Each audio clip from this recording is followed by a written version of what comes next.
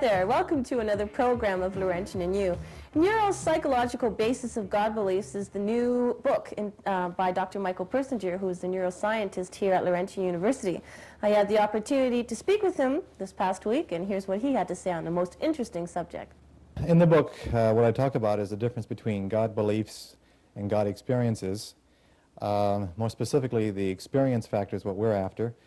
Over the last 15 years at Laurentian, we have found that mystical and religious experiences are associated with a particular part of the brain called the temporal lobe. And I guess what I'll do, even without wearing gloves here at this point, I'm going to show you a human brain. This is a real human brain, if you can take a look at it. And when I talk about the human brain, this is from, again, an actual human being. If you turn it upside down and look at the ventral part, or this part I'm pointing to with my fingers, this is the temporal lobe. And this is a very electrically unstable part of the brain. And when it is stimulated, all kinds of interesting experiences occur. The most typical experience is that of God-like experiences or mystical experiences.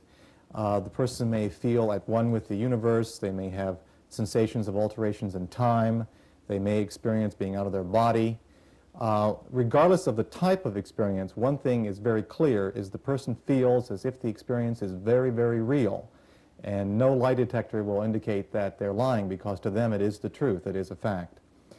And again, what we have found is that God experiences and God beliefs are normal human behaviors that seem to be associated with a particular part of the human brain. Mm-hmm.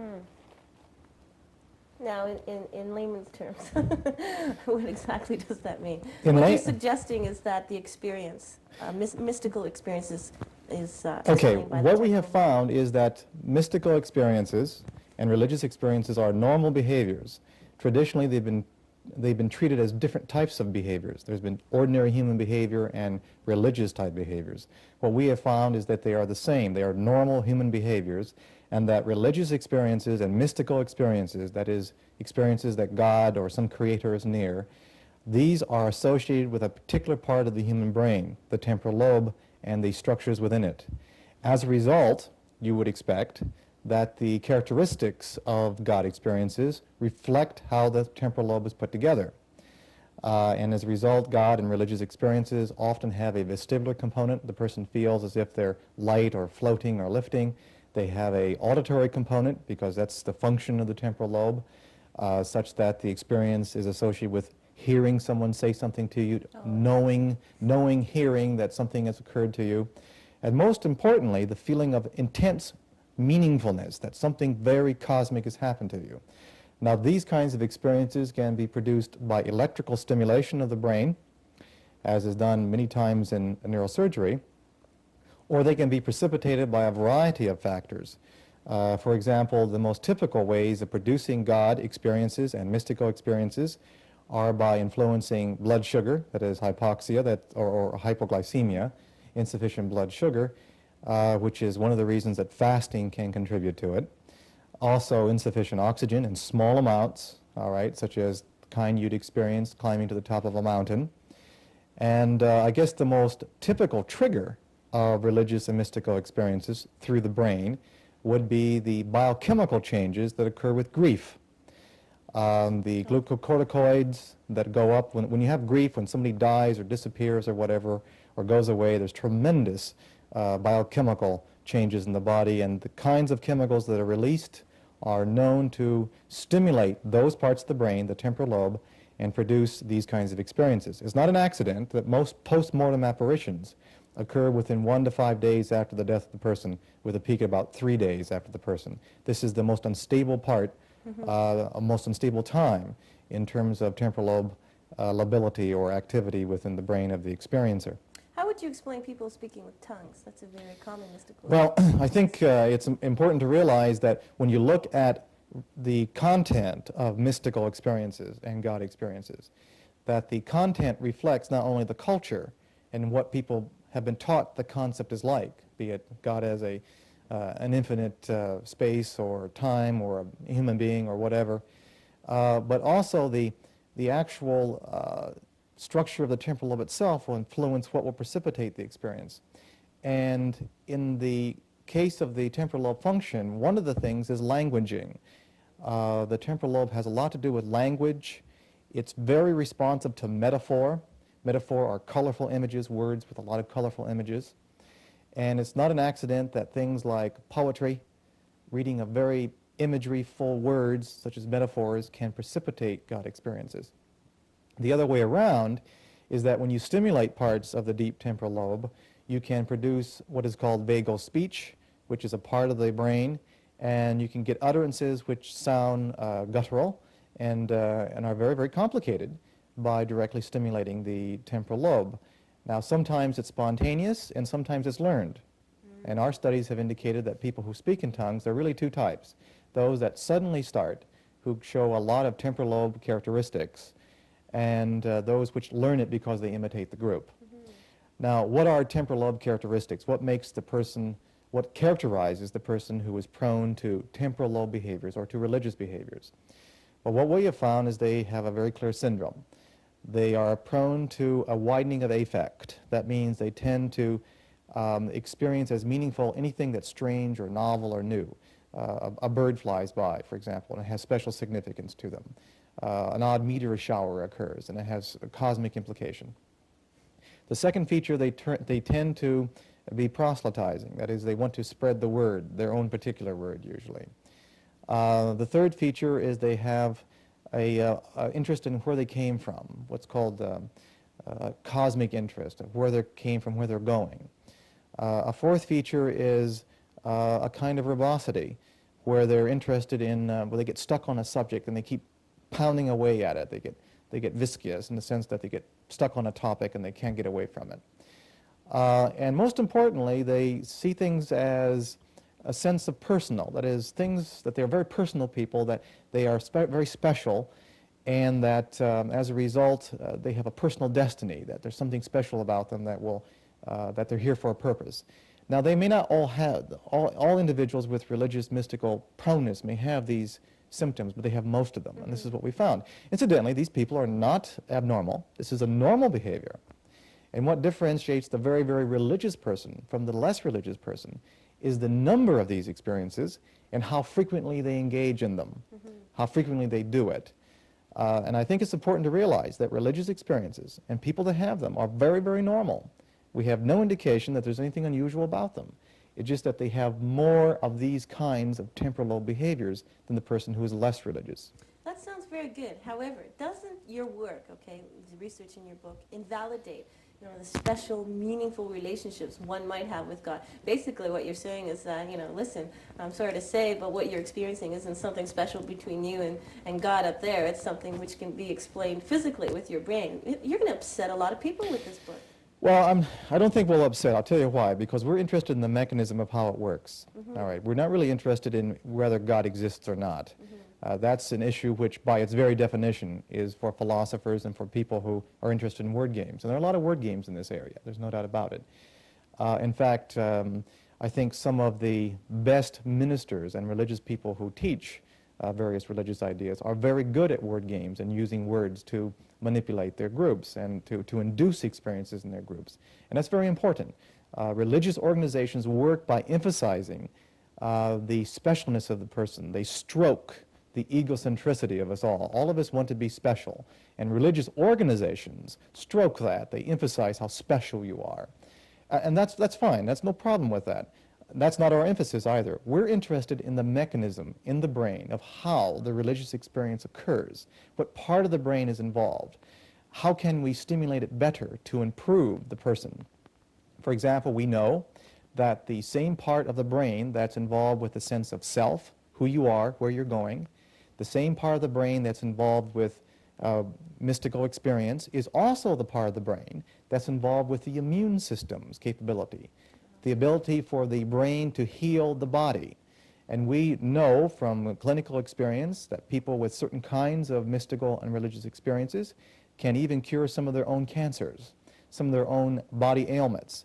And what we're after is the mechanism by which the religious experience occurs, because it's in the same part of the brain that's involved with the curing of disease, particularly the aberrant mitotic diseases such as cancer.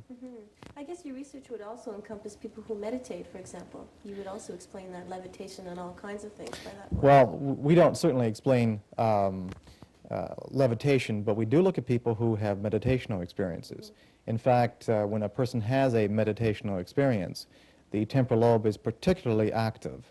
And in fact, most meditational procedures, be they transcendental meditation or the other many forms, actually set up a paradigm, that is a procedure, which attempts to stimulate the deep temporal lobe. The repeating of the mantra, the repetition of certain words every 15 to 20 seconds. Indeed, if you look at what they're doing, they're actually stimulating the deep parts of the hippocampus and the amygdala that bring out the experience of meaningfulness, feelings of oneness with the universe, of intense emotion. There's also a lot of physical benefits to meditating as well. Well, the physical benefits, the physical benefits of meditation, and these are all forms of meditation, I think are very clear. There's nothing unique about the meditations. For example, there's nothing unique that transcendental meditation gives than many other meditations give. Transcendental meditation, as an example, just gives you more social structure, there's more backup, there's more social affiliation than the other types of experiences or other kinds of techniques. But as a matter of fact, the meditational procedures tap into the temporal lobe areas that we've been discussing, and they bring out a lot of these experiences. Now, I've mentioned mystical experiences here, but there are other things too that we're excited about, and that is the temporal lobe's relationship to creativity. It's not an accident that people who are very, very creative, such as some of the regional poets and painters, for example, show temporal lobe profiles in the sense that they are more prone to senses of meaningfulness and feeling of oneness and creative surges. They may be hypomanic in the sense that they're very active and they have this energy. And we're interested in how the temporal lobe can contribute to creativity, because the essence of science and the arts is creativity in terms of discovery. And we're interested in how that works. So we're interested in mechanism, not so much proving if God exists or not, but how and why the parts of the brain are involved with producing the God experience and the God belief. Dr. Persinger, it seems that you're very active and busy in 1987. What do you hold for us in 1988? Any other new research? Well, I think there's two things we're going after. One, the relationship between the temporal lobe and its functions, and how it can be stimulated to produce what's good for man. People who are having death crises, most of us fear death in some degree. It's called an existential crisis. And we do know that if you stimulate certain parts of the temporal lobe, death crises and death fear will be reduced. And I think that what we're going after is a technique by which we can apply various kinds of procedures which will reduce the death anxiety, particularly in those people who don't have religious preferences. They still fear death. They usually don't have a religious preference, and I think it's important to find ways of reducing their death anxiety. The other thing we're going to be emphasizing is the role of beliefs in decision-making. One thing that has all of our laboratory quite concerned, and that's the neuroscience laboratory, is how is a person's belief going to influence decision-making? Let me give you an example. Suppose just before the button is pressed that starts World War III, we have a person there who actually believes that they're going to live in another life. They're actually going to live after life. How much is that going to influence their decision to press the button which will destroy the world? And so in that respect, we're interested in how temporal lobe behaviors can contribute to decision-making. And if we find out they contribute a lot, I think we're going to change our emphasis in terms of the kind of people we contact with respect to the implications of this work. Do you think you'll be making a few enemies along the way? No, I don't think anyone will be looking at this kind of work as an enemy-producing work. It certainly is not intended to insult or embarrass any religious group. Our premise has always been, if something is really true, no amount of challenge will ever change it. We're only interested in the mechanism of how it works. And now for his thoughts on 1987 and expectations for 88, here's SGA President Dave Fillion. I think that 1987 in general was an extremely successful year. It was a year that saw us bring about a little more consistency in the ideology of the SGA. It saw the SGA grow and prosper, certainly in the eyes of the students, the administration, and possibly most importantly, at this particular point in time when you talk about a development campaign and a new student center and library, in the eyes of the community. And when you talked about the Chamber of Commerce, I think it was a big move. But more so than that, I think we've really shed the transient party animal image. And we are to the point now where we are realizing there's a lot of benefits to the community, and the community benefits from us. So as I'm sure you have seen the commercial that we did run, and that was basically a reminder that we do spend a lot of money in the community, but more importantly, it was a way of saying thank you. Thank you for the ad agency. Thank you for the great results working with the community. Thank you for everything, and hopefully wishing the community the best in the new year. As far as 1988 would go, I think what we're looking at is a continuation, certainly. Hopefully we'd like to get involved in a few charitable organizations and events, working with the Kinsmen again, similar to what we worked with last year with the Smoke and trying to raise money for cystic fibrosis. Certainly we're looking at a very, very, I guess, traditional but always exciting event, that being our Carnival Week. And that will be approaching very shortly. As a matter of fact, the warm-up starts on the 14th of January, so we've been very, very busy settling things in and getting things organized. And I think it's a very unique and very special event. Certainly unique to all Canadian universities, and special, I think, to each and every student at Laurentian University. It's something they always think about, I think, when they're 3 or 4 years at a university. I think Carney Week is always, well, I wonder how Carney Week's going this year. Any New Year's resolutions, Dave? As far as a New Year's resolution, I would have to suggest that just to continue what we've been doing. Hopefully when it comes time in May 1st, 1988, when David Fillion and that executive steps down, there will not be a stone unturned. And we're going to continue on that path. And now for our Science and the Citizen Spotlight, here's our very own Dr. Brian Kaye. Dr. Kaye, rumor has it that you have $500,000 sitting in your pocket to do research in respirators. Is there any element of truth to that rumor? Well, it's not true that it's sat in my pocket, or else I wouldn't be sat here talking to you. I'd be off somewhere in the sunshine. The university has been given $452,000 to be exact, but we like to talk in round numbers.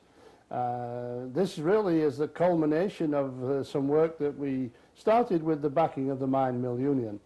The Mine Mill Union gave a scholarship to the university of $6,000 to start looking at respirator design. And of course, I had to go along with the student who was doing it, and we began digging into the whole problem of respirator design and testing, and we began to find some very surprising things. First of all, I must point out that respirators are really just small filters, so anyone who is interested in filters generally gets to know a lot that can be applied to respirators. And the kind of thing that's been happening is that in subjects other than respirators, the sophistication of science has got very good. For example, in a computer room where you make computers, you mustn't have any dust. I mean, if a little bit of dust sets on a computer chip, it can ruin it. So they try to make clean rooms, and this is, of course, a big industry with lots of technology. And all this method of studying dust has never been applied to the problems of designing good respirators. In another area, people are very interested in developing drugs to the lung. For example, insulin, if it's sprayed into the lung, will be effective, whereas if it's taken orally, it will be destroyed in the stomach. So there's a big push in the pharmaceutical industry to develop powder systems for delivering powders to the lung. Well, it's the other side of the image. In the industry, we want to keep the powder out, whereas in the pharmaceutical industry, we want to get the powder in. So, to cut a long story short, we began to find that, in a way, the kind of respirator protection industry was resting on its laurels. It had done a tremendous job in the 40s and 50s and had really cleaned up the air compared to what it used to be. But you see, always things change, you know, you can never go back. And for example, one of the problems we have in the 80s that we never had in the 50s is what I might call the geriatric labor force. We've never had people living so long, right? You know, I mean, at the turn of the century, 40 was a life expectancy, right? And if you got to 60, you were very old. Whereas today, Many people are very active and well up to 75, and some professors are resisting retiring at 65, you know. But so we have a problem that we now have a much more difficult problem of low-level exposure for, say, 30 years. We never had those kind of problems. And so we have a kind of a different type of problem to protect the miner at the same time as we have a whole vast area of technology that is not being absorbed and passed on into the respirator design. You know, if you go to someone and says, well, who develops respirators? And they say, well, they do, don't they? And, you know, you find out that they is a kind of amorphous being that doesn't exist. The mining companies will be interested in it, but they don't consider it their job to develop it.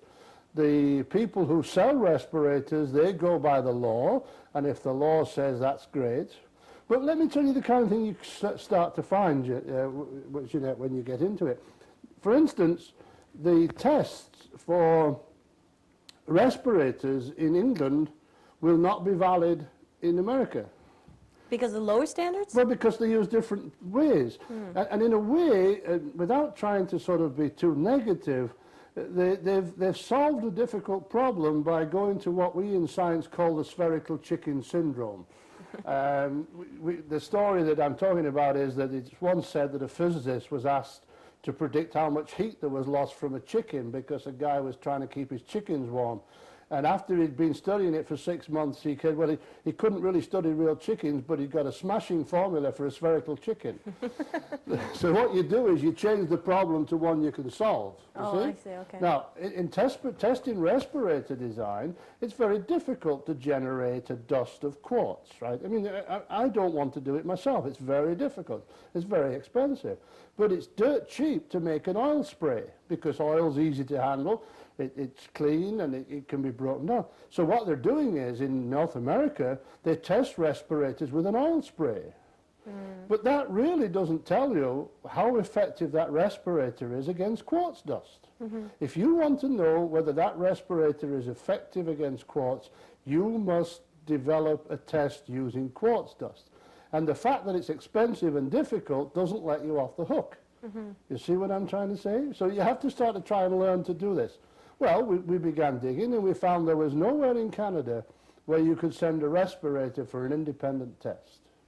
Now, I personally am very keen to say that anyone who tests equipment of that kind must be independent. In other words, I don't want a company testing respirators, and I don't want the government testing respirators, because there's always any hint of political interference is a disadvantage to the politician and a disadvantage to the government.